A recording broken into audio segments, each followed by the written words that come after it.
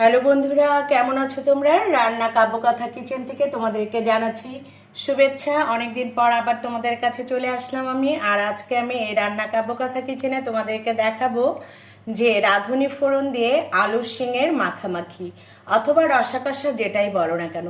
আর দেখো, এই যে রান্না কাব্যকথা কিচেন থেকে তোমরা আমার ভালোবাসা অনেক অনেক শুভেচ্ছা নিও। আর দেখো, আজকে এই রাঁধুনি ফোড়ন দিয়ে আলু শিঙের যে কষা, সেটার জন্য কি লাগছে দেখিয়ে দিচ্ছি আমি। প্রথমে লাগছে, দেখো, শিং মাছ।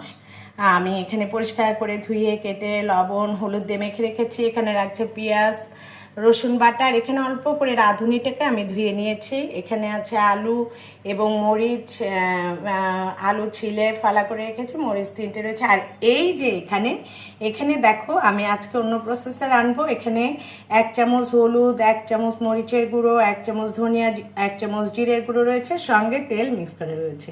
আর পানি তো লাগবেই।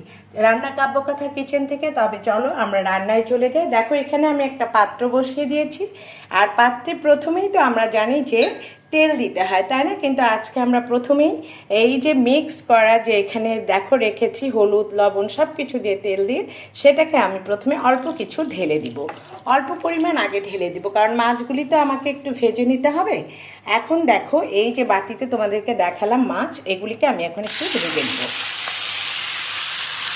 তোমরা দেখতে থাকো। মাছগুলিকে হালকা করে ভেজে নিতে হবে। এখানে হলুদ লবণ আমি মেখে দিয়েছি।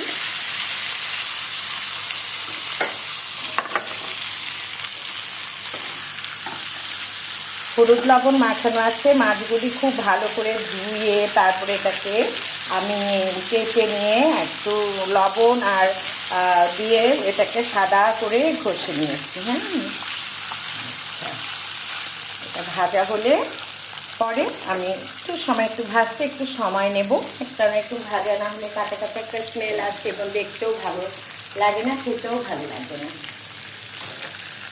তোমাদেরকে আগেই বলেছি রান্নাটা একটা আর্ট, কিন্তু আমি যদিও আমার অনেক কিছু লাগে, তথাপি তারপরে আমি সবসময় চেষ্টা করি যেন এটাকে একটু ভালো মতো করতে পারি।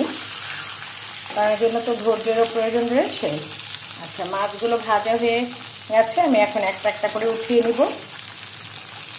আমরা সচরাচর জানি যে শুধু সাদা তেলটা দিয়েই করি, কিন্তু না, তোমাদেরকে আমি আগে বলে দিয়েছি তেলের মধ্যে আমি মশলা সব কিছু দিয়েছি, অ্যাড করেছি। তোমরা এভাবে একবার বাসায় করে দেখো, যে খেতেও কিন্তু অন্যরকম টেস্ট হয়। সবসময় একই রকম রান্না, একই রকম খাওয়া খেতে তো ভালো লাগে না। নতুন নতুন ট্রাই করতে সবারই ভালো লাগে। আচ্ছা,